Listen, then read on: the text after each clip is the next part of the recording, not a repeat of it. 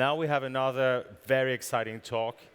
I told you this before, this program is for brands to really talk about the ways they lead their transformation, but we also have some services that can share their experience and their takeaways. So here today we have great experts. She's written 2 books, and she's in the middle of a 3rd one. She built a social business inside brands like Intel. And then after that, she sold a startup to Sprinkler, and now she's their global evangelist. So please welcome on stage Ekaterina Walter, please.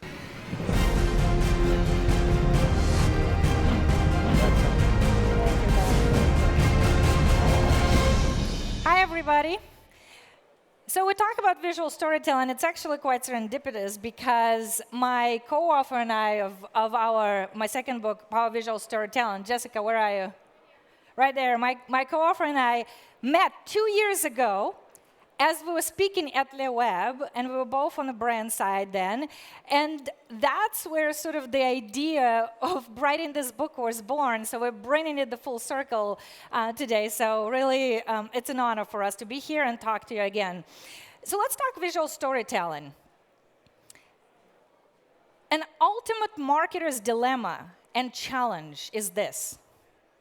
Do you go with head marketing, or do you go with heart marketing? Do you create a bunch of white papers and materials that talk about your product and educate people, or do you really connect with them on an emotional level and touch, just tag on their heartstrings? So that's what we all as marketers struggle with. But the reality is, as human beings, we are so in tune with visual storytelling, with pictures. Our minds think in visuals. It's very natural for us. Language only existed for 5,000 years, but we drew on the caves centuries and centuries back. Did you know that human brain processes visuals 60,000 times faster than text?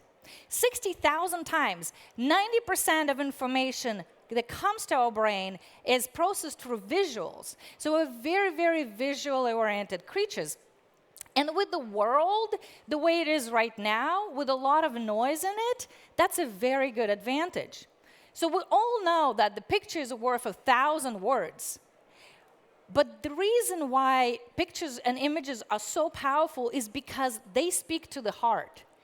They transcend cultures and languages. I don't have to translate to any of you what this means. They also tell stories. An image well done can tell a whole story without any copy accompanying it. But as a marketer, you're asking, great, so we all know that data, we all understand the psychology behind visuals. What does that mean to me? One of the biggest things that we need to pay attention to that we live in the age of information overload. We call it in our book the age of infobicity. We are inundated with messages. Scientists say that attention span of adults is shrinking every year. So now it's between 3 and 8 seconds. So that's what we as marketers have to catch attention of our consumers. There's other data, a ton of data that we also have in our book, but here's some of the pointers, right? So 90% information that's transmitted is visuals, and they're processed much faster, but what does that mean for marketers? Here's a couple of statistics. 94% of views are always attracted by the content that has compelling image with it. People spend 100 times more time, 100% more time viewing your product videos. And as a matter of fact, they are 60 to 80% more likely to buy if your information is accompanied by a good quality image or a video. So in reality, in the age of infobicity, if you want to tug at people's heartstrings and really truly make an impact, you have to look at visual storytelling as the way to stand out from this noise, from amount of content that everybody's producing at a ridiculous speed. So because I only have about 15 minutes left, I wanted to sort of take some of the snippets of what are the formats of visual storytelling out there and how brands are using it. So I want to combine that. So let's look at what's going on right now in the market. So one of the ways to really catch attention right now in a visual world is with infographics. Now, publishers that use infographics see at least at a minimum 12% increase in views and traffic to their sites. This is an example of infographic Intel created that talks about sort of what happens in the Internet Minute. And people love that kind of information.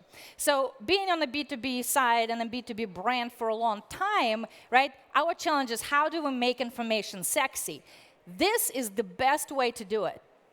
If you put out white paper or an ebook or any sort of content out there and you want to accompany it with a snackable, short, impactful image, infographics is a way to do it. Also, there's other interesting social visual networks that has risen over the last several years. Pinterest is one of them. So the question you're asking yourself is, Facebook is probably the most dominant network out there. We do a lot of marketing with Facebook. Obviously, it's getting harder with organic reach declining. How impactful is Pinterest? So Sephora was one of the brands that actually did crunch the numbers on purchase and how it impacted purchase impact. And what they found out is amazing. Their brand is very engaged, and their customers, their community on Facebook is their largest community, and they're very engaged with them on an everyday basis. But interestingly enough, their Pinterest community that is smaller actually is spending 15 times more on their products than the community on Facebook. That's a pretty significant number. There's also Facebook, and one of the cool ways to really engage with your consumers is not sell them the product or pump up about how awesome your brand is. It's actually to add value. HubSpot, which is a B2B brand, does an amazing job. They offer a ton of valuable content, tips, ebooks, and other resources to marketers to be able to help them to be able to do the job better. So that is adding value, and the rise of utilitarian marketing is another trend that you should include in your content strategy. Twitter is all about trends, about real time, about what people watching on TV, what kind of product they're buying. It's all about real time. So how do you catch that value in the conversation with your customers? And so some of the brands do really good. I mean, we've heard from Bonin earlier today and what Oreo does that's really innovative on Twitter. But Starbucks does a lot of cool things. So when the little sort of prince was born, right? They put out this image to say, hey, congratulations to the royal family, right? So there's a lot of ways that you can get plugged in the conversations, but always make sure it's in a relevant way. Get personal and wine. So, Jessica, my co-author, has been running social media at Dunkin' Donuts for a while, and they've done some creative things with content. And one of them is they got on wine early, and they really got personal with their customers. So here's one example where the customer shared with everybody that he proposed to his girlfriend in a Dunkin' Donut shop because they're huge fans of a brand. So they recreated the proposal using, real engagement ring and a Dunkin' Donut cups in this short animation and sent it back to him. The customer loved it. So Dunkin' does a lot of great things to really, truly show their customers who really love them how much they love their customers back. And that's an innovative way to really, truly make the marketing personal. Tumblr is another interesting network that saw a rise in engagement, mostly young audience on Tumblr. But here's the thing. Marketers need to marry content with context.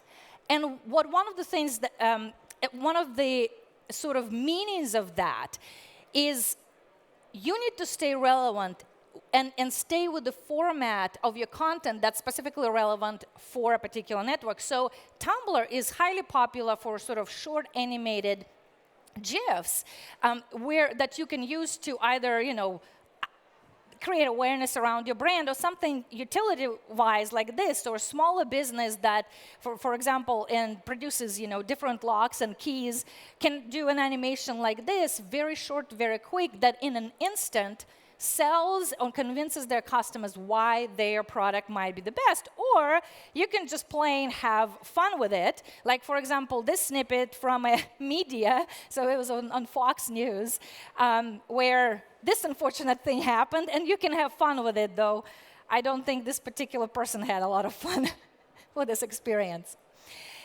SlideShare. So another thing that I think is highly underused by brands is a SlideShare. So we all know, especially those of us who've been or experienced corporate environments, right?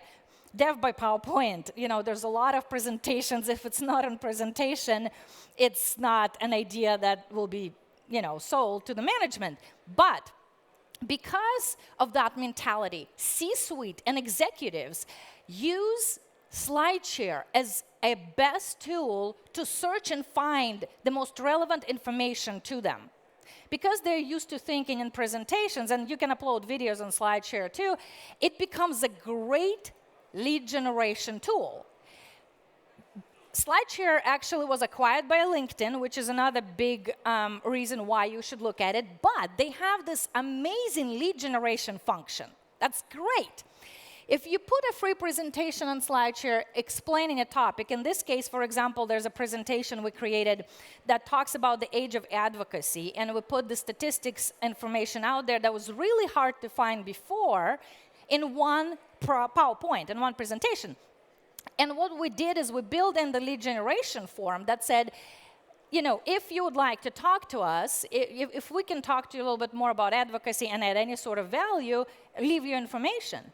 So the brand started getting a lot of leads, free leads, just by putting out content and opening up and offering a useful content that would benefit somebody else. So again, going back to adding the value, but also having great lead generation capabilities. Another thing that is starting to see the rise of in visual is usage of cartoons. So we all like to laugh, right? But very few brands to this day have used cartoons in their marketing. So Get Satisfaction, which is also a software-focused company, decided, look, if we're going to market ourselves, we're going to do something fun. They market mostly to community managers. And community managers struggle with a lot of challenges, right? Especially management not understanding how community management plays effectively into the whole social strategy. So they created a series of cartoons that talked about those challenges. They used them as an ads. They put them on the coasters, at the events, on the T-shirts. And I saw a huge success. But when I talked to the creator of those cartoons, his name is Tim Fishborn. He is at Marketoonist. He creates a lot of those images. Really cool site with a lot of fun info you can find. But I talked to him and I said, Tim, what's the ROI? What are your customers seeing? He says, well, one of the most interesting data points that I can share with you is I have customers that use cartoons consistently in their newsletters. So every week or month, people expect a new cartoon come with additional information about the company or latest news. And he said that his clients saw an increase in open rates that was up to 45% plus, and some of them saw higher open rates because they included cartoons, and against 5 to 8% open rate, and is just average, right? That's pretty solid number. So there's a huge ROI in exploring new visual ways of engaging with your customers, and also maybe make their day a little bit better, make them laugh, do something fun. Videos. I do not have to tell you how important videos are. They're a highly consumable format. People love watching videos. They actually search for them. So you don't have to really convince them that they need to watch it. But here's the thing. You can do all kinds of creative things with video. Well, one of the aspects that I wanted to highlight today is how do you use a video to address a negative statement or maybe even upset customer in real time. A lot of brands do, not a lot of them, but mostly small businesses that I've seen do fun things like they, instead of responding with copy or text, they actually respond on social networks with the video. And that really customers love that. So that's a personal touch. That said, there is a lot of opportunity for us as marketers to convert people who at this moment potentially can hate us, or maybe a particular product, or maybe our bad customer service, to convert them into loyalists. And one of the older examples, that's my personal favorite, of how the video was used in that case was a fun way Tiger Woods' team, and that was before his challenges and bad PR, how Tiger Woods' team actually addressed a customer concern. So the story goes, Tiger Woods put out a game, and it had a glitch. And a glitch was that Tiger actually walked on water, right? So one of the customers posted a video of that glitch and said, I love the game, but Tiger cannot walk on water. So here's a response video that his team produced in real time in response to that. We got the new Tiger Woods 08. Best game ever. Got the new feature. You could stand on the water. Let's see.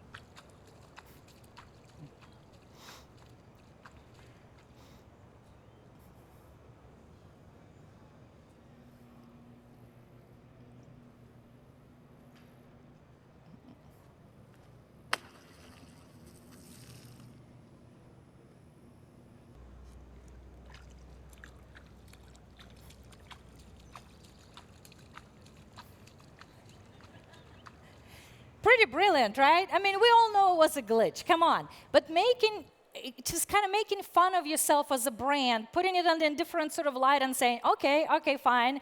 And admitting that, that was a mistake, but doing it in an interesting way is really critical. And, the fans really loved it. There was a huge response, millions of comments, and people really had fun with it. And sort of the last thing I leave you with is no matter what you do, you have to have fun. Because if you have fun as an employee of a brand, or don't take your brand seriously, in everyday conversations too much, if you have that fun, your customers will have fun. They will believe in you, and they will know you're human. And so here's another one of my favorite examples of how Smart Car addressed a negative statement on Twitter. So pardon me as I read this. Clayton Hove says, saw a bird had crapped on Smart Car, totaled it. Basically making fun of the fact that Smart Car is small and it's tiny. And it's not like this is some influencer or somebody important saying that on Twitter. So any other brand would probably just ignore it. Smart Car didn't. They say, oh no, we want to have a little bit of fun with this. So they come back at him on Twitter with this response. No, it couldn't have been one bird. Sounds more like 4.5 million. No, we seriously did the math. And they attached the infographic that tells you how much turkey crabs and emu crabs and pigeon crabs actually takes to damage a Smart Car frame. So they actually had a little bit of fun with it, but also provided an information that's valuable from a product standpoint. People loved it. It blew up all over Twitter, and Clayton got back to them with amazing blog post and response, outsmarted by Smart Car, best social media response ever. Now, Smart Car has been getting enormous amounts of PR because of this one little smart move, because they had fun with somebody on Twitter who maybe doubted or just wanted to make fun of whatever product feature, right? That's sort of the way to the heart of your consumers and your audience. And I think the point that we all need to make to our management and to our teams is this. Winning loyalty and building brand love, it's not about creating short-term marketing campaigns, doing something for a month or 3 months and then forgetting it. It is about relationship and building relationship capital. The best brands, the way they build up their brands and connect with their consumers is they do it through building movements. So instead of building campaigns, we as marketers need to build tribes to spark movements and inspire our customers to not only tell our story to everybody else, but also engage with us, continue to profess their brand love, and do it in an authentic manner. And the only way you do that is when you show your customers you really care, that you do give a damn. And visual storytelling is such an emotional element of that strategy that using it correctly will be highly beneficial for brands. Thank you so much for coming and listening to me. You've been a great audience. I appreciate it. Thank you.